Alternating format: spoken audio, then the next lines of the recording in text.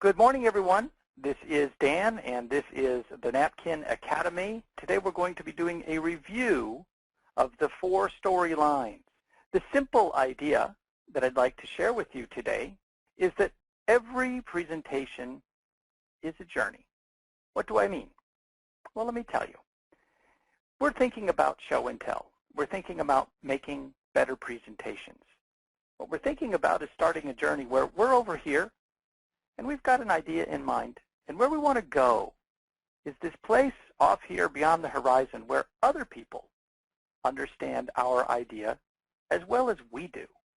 It's going to be a bit of a trip. And along the way, we've got 3 buckets. So we might be saying, well, because we're the one who's going to be doing the presentation, the second thing we have to take is our idea, whatever it is that we want to share. And the third bucket we're going to have along with us is our audience, all the people with whom we want to share that idea. Our journey is really going to take us from giving just another plain old boring presentation that lies very flat. So from us and our idea to our audience, no one's too excited. That's a typical presentation, and that's not what we want to do. We want to make an extraordinary presentation. We want to make a presentation where our audience is as excited about our topic as we are.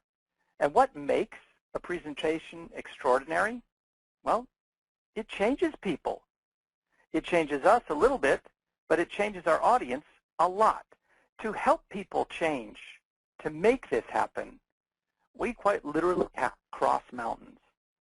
We have to cross the mountains of fear, our own and our audiences, confusion, our own and our audiences, and boredom, hopefully not our own, but certainly the potential boredom of our audience. We need to cross those mountains.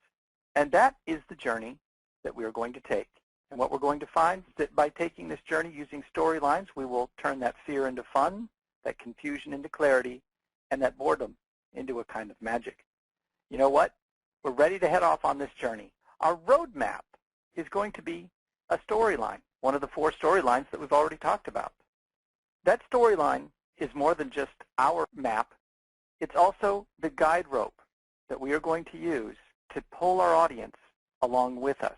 Our storyline is the way we're going to tame confusion.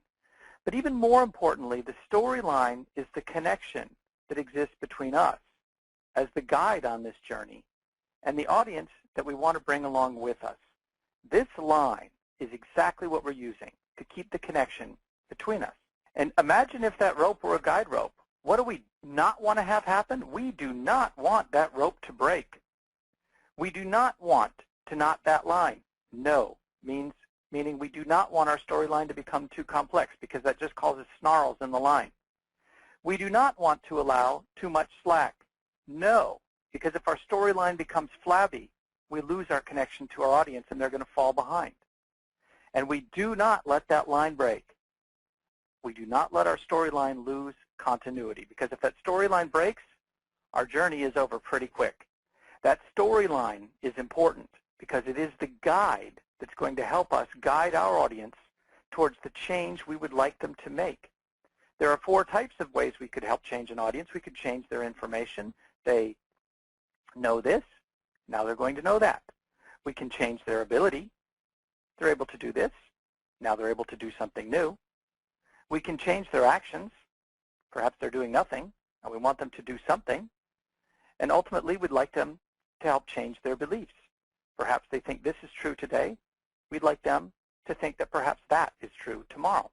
The only reason we're giving a presentation is to try to instill some kind of change. If we know what that change is, we know exactly which kind of storyline to deliver. Like this. If we want to change people's information, the storyline we'll use is the report. If we want to change people's ability, the storyline we'll use is the explanation. If we want to change people's actions, the storyline we'll use is the pitch. And if we want to change people's beliefs, the storyline we'll use is the drama. And it really is as simple as that. If we know the type of change, we know the storyline. And now what I'd like to do for the rest of the time that we have is I want to review the 4 storylines that we have. And the way I'd like to do this is to think about our storylines as kind of themes and variations. We're going to start out with the basic theme, just as a quick review to make sure that we all remember what the 4 storylines storylines were. And then we're going to do some interesting things today because we're going to go into advanced modes of thinking about those storylines as we make some variations upon them. So here are the basic themes again, our 4 storylines. The report, which delivers new information, lies essentially flat. The explanation, which delivers a new ability by taking people up a set of stairs. The pitch, which delivers new action by jumping people with us over some kind of hurdle. And the drama, which changes people's beliefs by guiding them through the pits of despair and coming out on the other side. Those are the 4 main themes. Those are our 4 storylines. Very quickly, if someone is not familiar with the 4 storylines yet, I encourage you to go back and watch the previous 4 webinars. We'll notice that for the report, we built a story around something called Project Sylvester, which was a report on a technology project, and the storyline laid essentially flat. And these were each of the slides that marked each one of the points along that line. Our explanation, we talked about pathways. Pathways was an explanation for a new way, new knowledge about the practice of accounting. And you'll remember we started in one place, and step by step we mapped out how we would like accountants to think differently about what they do, up to a point where they have a new ability to discuss accounting. Our pitch was one that we called a spoonful of sugar because, again, this was for a healthcare organization that needed to spend a lot of money on technical upgrades and didn't know if this was the right money to spend. So we wanted to pitch to say, we're here today. We have this common problem of needing to spend this money to improve our healthcare abilities, but if we jump over that, there are ways we can do it, and one of those solutions we recommend. That was our pitch. And then last time, we did the drama, and the drama that we took care of was this one called Out of Air, which was the story, again, of Alexei Leonov, first cosmonaut to ever step outside of his spacecraft in orbit above the Earth, and of course, as we remember, he almost died, but did not, and survived on the other side. So if you're curious to know about the 4 storylines, what they look like, how we build them, I encourage you to go back to the previous 4 sessions. We go into each one of those storylines in detail. And here's the way that the thinking behind this works. When we set out to give a presentation, hopefully we know why we're doing the presentation. Is it a status meeting? Is it a quarterly report? Is it a financial update? If it's one of those types of reports, we'll use the report storyline. Or what's happening if we want to present some new information, perhaps an academic paper, or maybe a cooking show or a how-to show, or we're teaching something in class? We're going to use the explanation. Now, what if our presentation is one where we're trying to sell something like ourselves through a job interview, or a sales pitch where we're trying to get someone to buy something from us, or we're launching a new product? This is when we're going to use the pitch. And what if our presentation is one where we're thinking big with people? We would like to take them on a journey where they think differently. Perhaps we're giving an address at a university. Perhaps we're delivering a sermon literally in a religious facility. Or perhaps we're going to offer one of these TED Talks to inspire people around the world. If that's what we're going to do, we're going to use a drama. So that's kind of the configurator, if you will. That's the cheat sheet. When you want to determine which storyline to use, say, which kind of presentation am I giving? How will that change people? That determines my storyline. And that is going to work 90% of the time. And once you get really good at that, and you've started to deliver presentations of those various types, let's look into some advanced versions of these storylines, our variations. And I'll tell you this, I'm not going to give you any variations on the report because I don't want you to do reports anymore. I don't want us to do reports. Reports are very, very difficult to make extraordinary. And so what I'd like you to do is you have to give a report, is use one of the other storylines. And when we think about the variations for an explanation, remember we were going upstairs? I want to show you an idea of layering a presentation. So instead of just driving someone right up the stairs, we keep the stairs underneath them as we slowly drive up. Very conceptual, but I think very fun. The variation I want to explore in the pitch is something that we're going to call nested pitches. For engineers, you might think of this as subroutines. How we can make a pitch that contains a pitch within it. This is about the most compelling way we can sell something on Earth. And then for the drama, I want to take you through a variation that says, we could continue to tell the same drama story over and over and have the same incredible response if all we do is just change the details. So those are the 4 variations we're going to go through. Variations on the report, I'm not going to give you any. Don't do reports anymore. If someone asks you to do a report, say, yes, sir, yes, ma'am. Take that report and turn it into one of the other 3 variations. The variation on the explanation is something we're going to call layering. And I'm going to show this to you, explain it in a very conceptual way, because I'd like what you more to understand is the spirit of what layering means. Typically, when we give an explanation, we start here, we give a roadmap, we take people through the first step. Do we all get it? Yes. We go up to the next step. Do we all understand? Yes. We go up to the next step, etc. What layering does is we're not quite so overt about it. But what we do is we say, underneath everything we're going to learn, there's kind of a common baseline. Do we understand that? Have we marked out the baseline? Got it? Okay, now let's add something a little more on top of that, a little more specific. And then let's add a little more specific on top of that, and a little more specific, and so on. Layering until we get literally a full orchestra.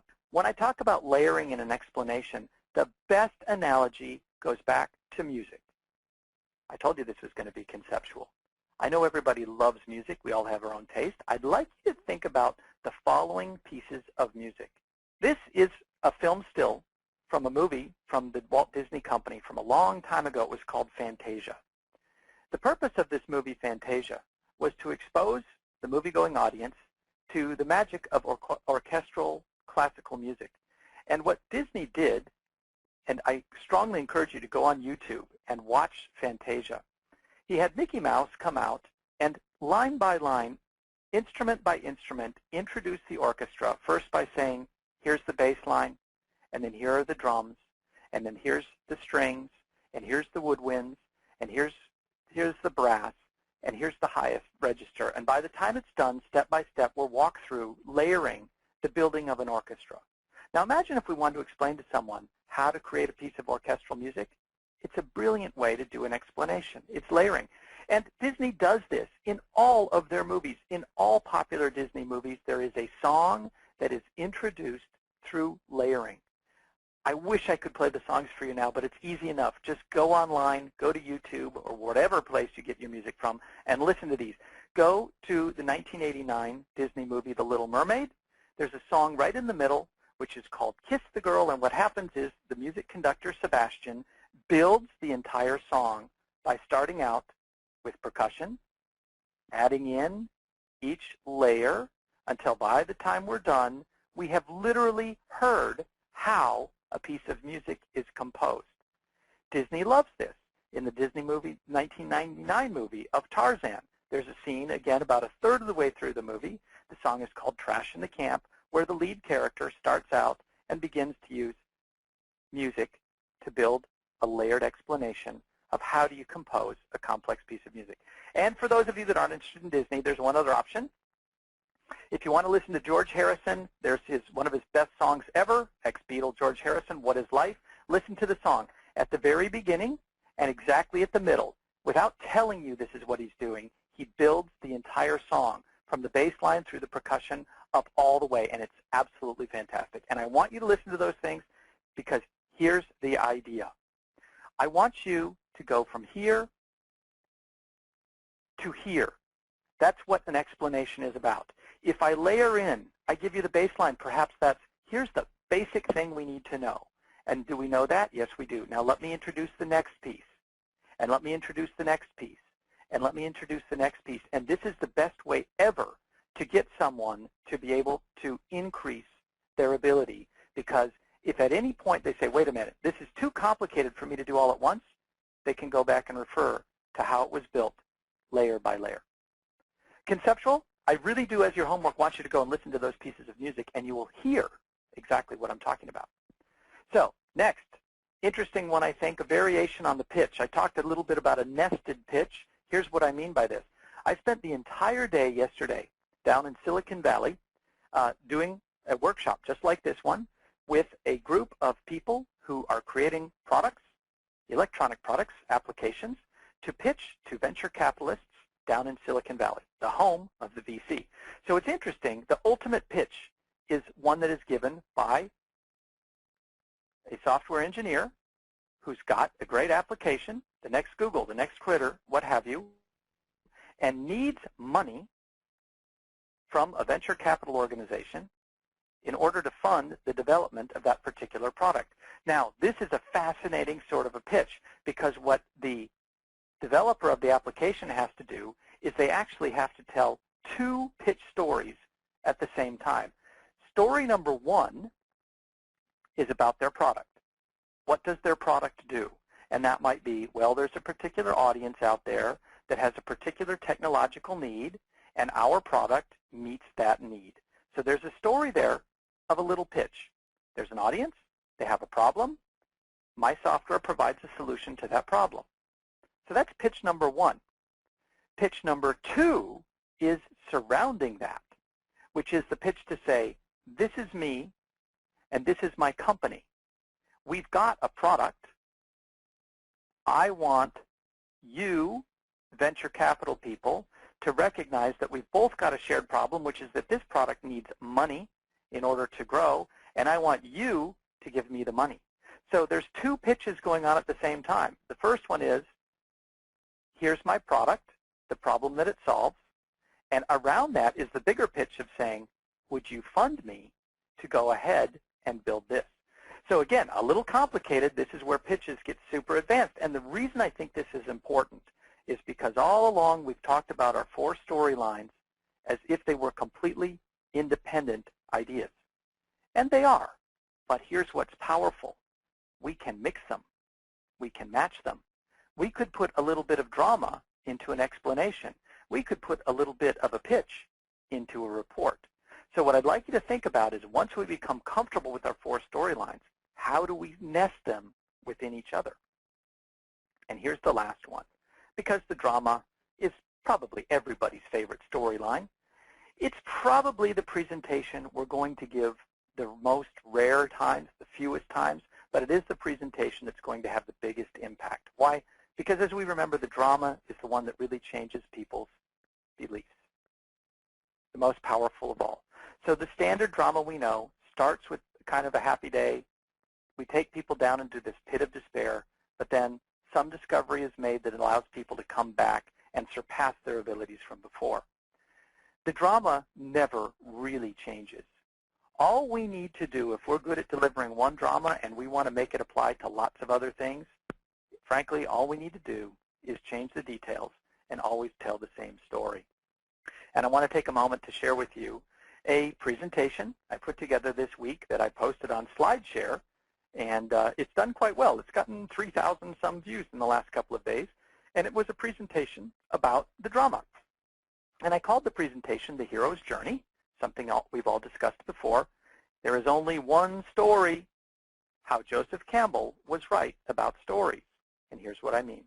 Joseph Campbell, we've met him before. He was the curator of myth. Historian Joseph Campbell identified a simple structure common to all myths from around the world, and he called this the hero's journey. As we know, the hero's journey involves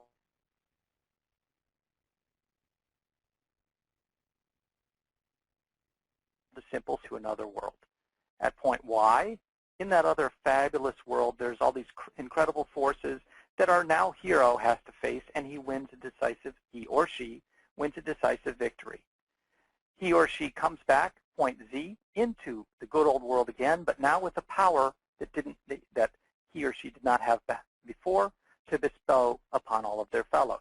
And this is Joseph Campbell's hero's journey, taken from the book A Hero with a Thousand Faces, written originally back in 1949.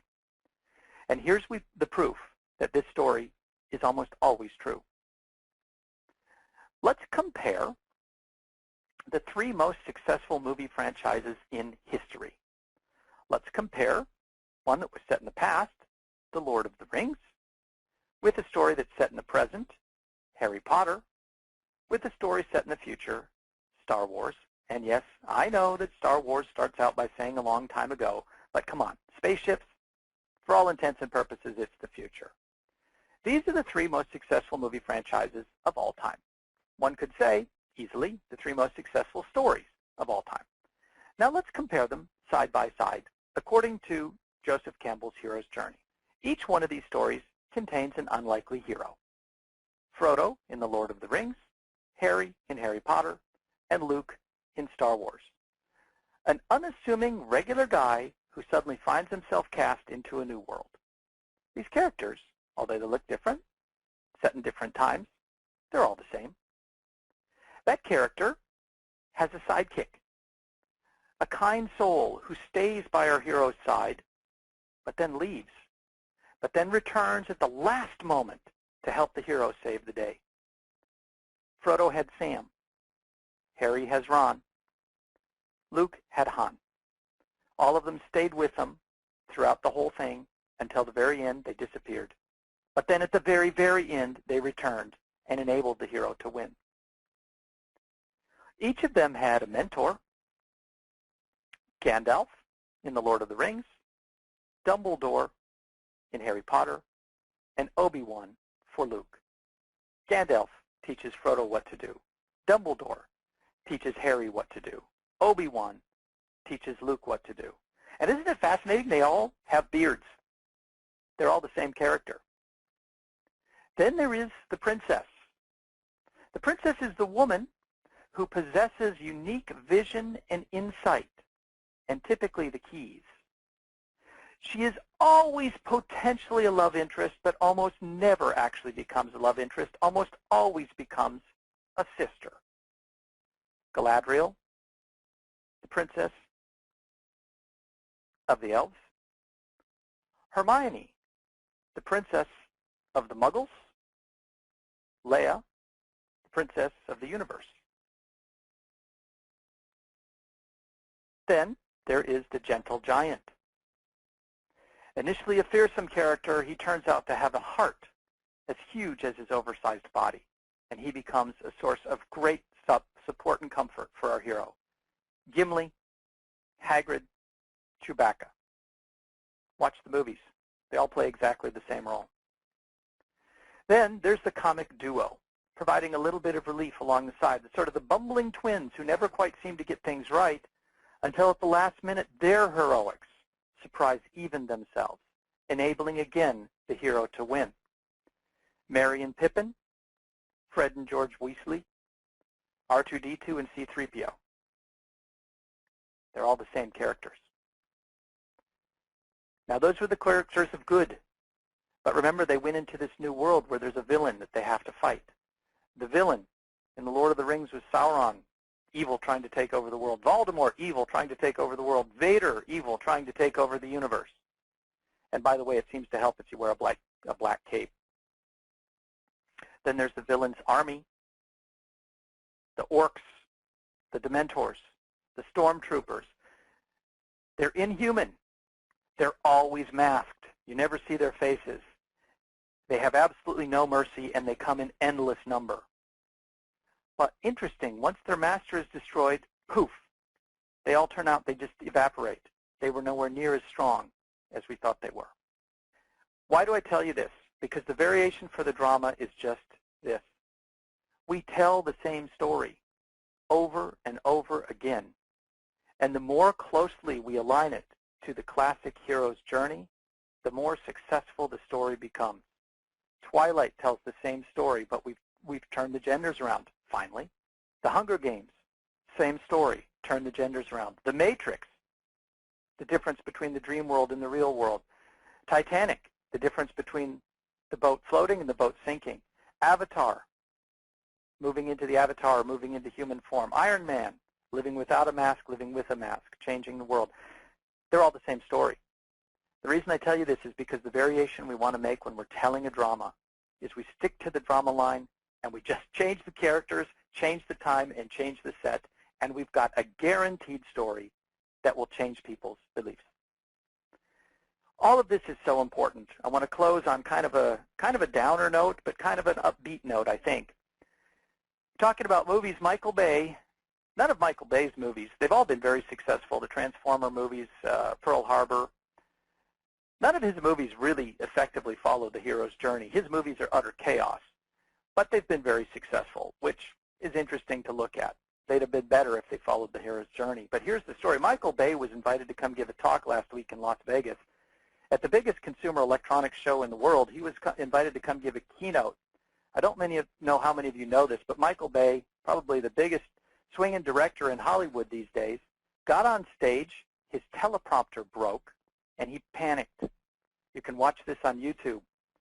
If you want to know how bad it is to realize what stage fright panic looks like, watch it. He managed to stay on stage for a total of about 2 minutes, completely lost his train of thought, and Michael Bay walked off the stage 2 minutes into what was going to be a 15-minute presentation, utterly terrorized. And why did this happen? Because Michael Bay did not follow the rules of the storyline. Michael Bay did not focus on telling the truth. You could hear it in the words that he said. He was spouting a bunch of blah, blah, blah about what it is to be a movie director.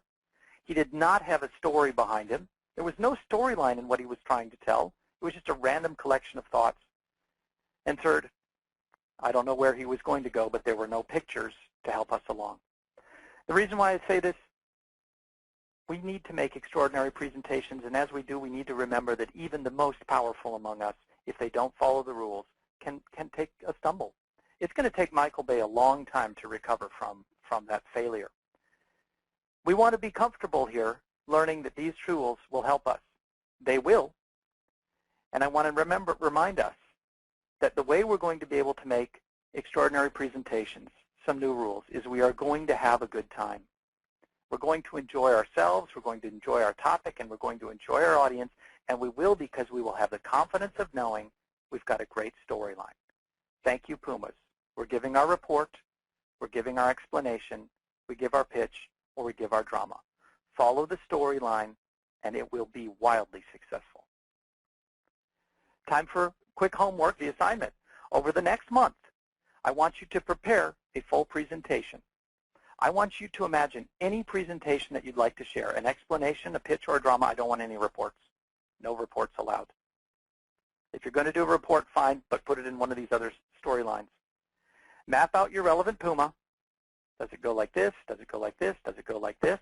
And then create an 8 to 12 page slide deck and post it to the showcase. Hey, thank you all for another great lesson. This is Dan signing off from the Napkin Academy, but don't go away. Now on our new platform, you can still submit your homework. Debbie, our community manager, is going to join you right now to show you exactly how to do that, and I really encourage you, do your homework. Okay, take it away, Debbie. See you soon. We hope you enjoyed this Napkin Academy classic video. We've made it easier than ever to share your homework. After you've completed your homework and have a JPEG or PNG file saved on your computer, come back to this course. Once you're back here, scroll to the bottom of the screen, and in the comments box, you can add a comment. I'm just going to call this one My Homework. You can also add images by clicking on the Insert Edit Image button here. In the source box, click on the file. In the Images window, click on Upload, and then click on Add Files. This is going to take you to your computer where you can search for your images. I'm just going to search for mine in Pictures, and I'm going to choose this image here. You can also add multiple images here. Click Upload. After the upload is complete, click Close. Then scroll down, and you'll see that the last image is here, and it's checked. This is the one we just uploaded. Click Insert. I suggest in the Dimensions box you change the maximum to 1200 pixels and leave the Constrained Proportions box checked. You can also add an image description here if you'd like. Click OK. You'll see that your image has been added to your comment. And now the last step, the most important one, make sure that you click the green comment button here to upload your homework to the Napkin Academy. We hope to see your homework soon.